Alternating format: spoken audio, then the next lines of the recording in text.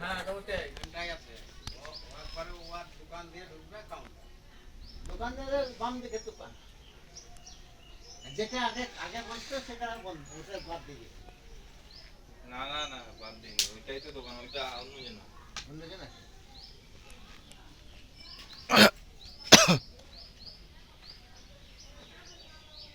বুঝছো বেশি পেয়েছি পিছনে বলা হয়েছে আমার কাছে বলতে হচ্ছে কি যদি সবারই হয় তো বড় আশা করি হয়ে যাবে না তবে ঢুলিয়ায় মোটামুটি সীমায় কালিয়ে যা যা লাগবে সব বলা হয়েছে